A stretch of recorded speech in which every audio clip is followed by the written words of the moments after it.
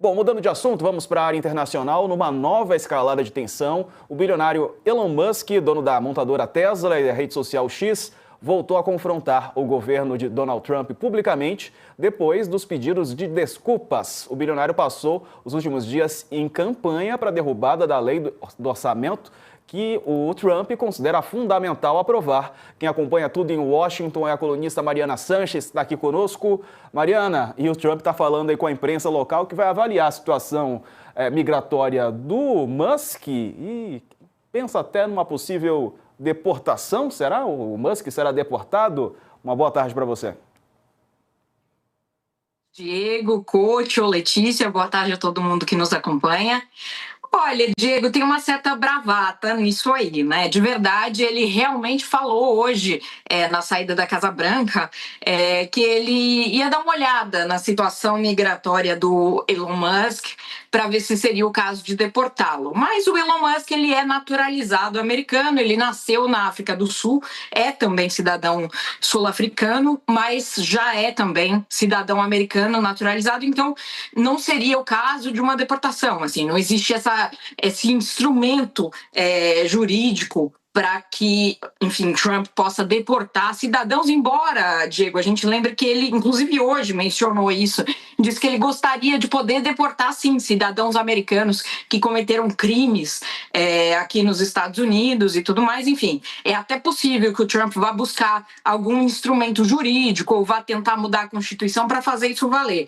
Mas até lá é improvável que ele seja capaz de deportar cidadãos americanos, muito menos o homem mais rico do mundo, né, Diego? Mas existem outras formas aí que Trump pode vir a prejudicar os interesses do Elon Musk, e o próprio Trump mencionou isso. Ele disse que o DOGE, né, o Departamento de Eficiência Governamental que o próprio Musk criou, talvez fosse um monstro que fosse comê-lo, em referência aos contratos aí bilionários que as empresas do Musk têm com o governo federal americano, né? A gente está pensando na SpaceX, que lança foguetes junto com a NASA, e contratos também. A própria Tesla, né, foi muito beneficiada por subsídios governamentais aí, por anos, enfim, que ajudaram a empresa a desenvolver esses carros elétricos e assumir a liderança desse tipo de mercado por muito tempo. Hoje ela já foi, inclusive, superada pela chinesa BYD, mas por muito tempo a Tesla foi a líder desse mercado graças a esses subsídios, né? E o Trump chegou a dizer hoje que sem os subsídios o Musk teria que fechar as portas e voltar para a África do Sul, viu, Diego? Pois é. Ô, Coach, fala, Coach, agora sim a gente vai te ouvir, diga lá. Viu, Mariana? Por trás de tudo isso, para variar, é uma guerra por dinheiro, né? Tudo explica, o dinheiro explica tudo. Porque o Musk, como você falou, recebe muitos subsídios do governo e atacou o pacote fiscal do Trump, que foi aprovado ontem ou hoje no Congresso. E aí o ódio venceu o amor, né? Porque até outro dia os dois estavam namorados, né?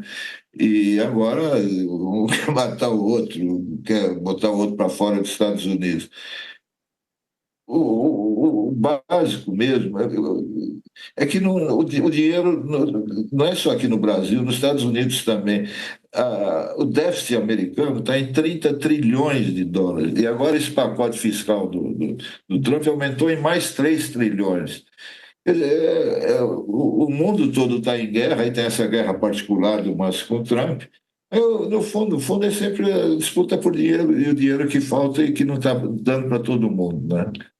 Exatamente isso, Coach, e é interessante que você diga isso, porque, de fato, essa lei orçamentária, que é a tal da Big Beautiful Bill, como eles estão chamando aqui, né? O Trump botou esse apelido na lei, é justamente o pivô aí desse desentendimento do Elon Musk e do Trump, não só agora, como quando eles romperam pela primeira vez lá no começo do mês, né? E essa lei o Trump tinha colocado aí um prazo para que o Congresso aprovasse até o dia da independência, 4 de julho, e ela acabou aprovada hoje no Senado. Mas não foi nada fácil, não. A gente diz sempre, né, que o Trump ele tem maioria no Congresso, e é verdade, mas dessa vez, hoje no Senado, por volta do meio-dia, quando a lei foi aprovada, eles precisaram contar com o voto de Minerva, do vice-presidente, o J.D. Vance, para poder fazer valer para aprovação dessa lei. Então ficou 51-50, com 3 defecções dos republicanos. E a gente lembra que para um senador republicano dizer não ao Trump, normalmente isso custa a carreira política dele, né? Portanto, assim, é uma lei bastante controversa. Como você disse, a estimativa aí é que vai aumentar o déficit público americano em mais de 3 trilhões, 3,3 trilhões. Inclusive, tem gente que diz que a Big Beautiful Bill, que o acrônimo é BBB, né? Vai ser a nova nota das agências de rating para a economia americana, que seria uma nota abaixo do corte de investimentos, né? Justamente por conta do alto gasto público. E aí, por que é tão alto esse déficit, né? Porque o Trump quis cumprir a promessa de campanha dele de cortar impostos justamente para os bilionários, para os mais ricos. Ele está cortando impostos, ele vai cortar também, por exemplo, o auxílio saúde, né, o chamado Medicare, hoje para 13 milhões de pessoas aqui nos Estados Unidos. Então, essas pessoas que conseguiam acessar algum tipo de seguro-saúde já não mais o terão. A gente lembra que aqui não existe sistema público, né? Então, trata-se de um Obamacare, uma atenção ali possível a essas pessoas. E o Trump investiu pesadamente em aumentar também o valor do orçamento da Agência de Controle Migratório, que, aliás, vai ter um orçamento maior que o do FBI. Portanto, as prioridades do presidente aí estão bem colocadas nesse orçamento que foi aprovado hoje e contra a qual o Musk se levantou, inclusive porque vai afetar diretamente o bolso dele, cortando subsídios para carros elétricos e painéis solares. Inclusive, o Musk disse que os Estados Unidos ficarão para trás em relação à China, o que é uma coisa que deixa o Donald Trump muito nervoso, né? É verdade. Vou fazer o seguinte, a Mariana vai continuar conosco, vou chamar o intervalo. Na volta falaremos também sobre o julgamento do P. Diddy, o cantor, o empresário norte-americano, caso famosíssimo no mundo todo, e o júri já chegou a um veredito em quase todas as acusações que pesam contra o P. Diddy. Só falta um caso, só falta um crime e então o resultado pode ser divulgado a qualquer momento. Vamos ver daqui a pouco, depois do intervalo. Até já. Enquanto isso, aqui no YouTube, Mariana, o Senado aprovou o projeto do Trump que reduz impostos, né? Aumenta a verba contra imigrantes e corta programas sociais. Exatamente, era sobre isso mesmo que a gente vinha falando. Vai aumentar também os gastos com as Forças Armadas. A gente lembra, viu, Diego, que uma das prioridades do Trump é justamente fortalecer o Exército, e ele prometeu a criação do tal do Domo de Ouro, né, que seria esse escudo sobre todo o território americano para proteger de eventuais mísseis e tudo mais. Isso, o tal do Domo de Ferro, é inspirado no Domo de Ferro israelense, que ficou muito famoso recentemente, justamente por conter os ataques, por exemplo, do Hezbollah, do Hamas, né? Então o Trump quer, digamos assim, ter um ainda melhor, né? O dele não é de ferro, o dele é de ouro, né? Então é isso, haverá também esse aumento de gastos com forças armadas. Mas o Trump também cumpriu uma promessa de campanha que ele tinha feito, Diego, que foi de cortar os impostos sobre gorjetas. E isso vai ser muito popular com a base dele, viu? Ele ganhou muito voto ao prometer isso.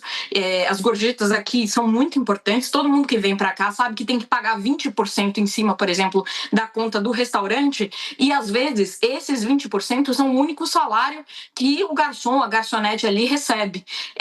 E aí o Trump prometeu cortar o imposto sobre essas gorjetas. E isso, com certeza, vai fazer a alegria da base social dele e aliviar um pouco a questão em relação ao gasto, a questão fiscal, né? Esse é um dos Mariana, absurdos, né? Você tá aí, tem outro assunto, Diego, que desculpa, eu queria levantar. É a história do presídio de Alcaraz dos Jacarés, né, lá no Pântano. na Flórida, que é outra barbaridade do Trump. Queria que você falasse um pouco sobre isso. A que ponto pode chegar a desumanidade, né? Que é um presídio que não vai precisar de grades, de muros, porque está cheio de jacaré lá que vai engolir. Pois é, A Couto, gente é tem 40 verdade. segundinhos, Mariana, vai lá. Bom, rapidamente, gente, para explicar que o Trump está criando uma espécie de um alojamento ali para imigrantes, bem nessa área ambiental aí, que fica no meio de um pântano cheio de jacarés e numa área super arriscada também para furacões, para cerca de 1.000 imigrantes. É uma jogada de marketing, no fundo, né? E o presidente foi hoje lá ver a ideia de que ele é duro contra a imigração, né? Até jacaré está sendo usado contra imigrante.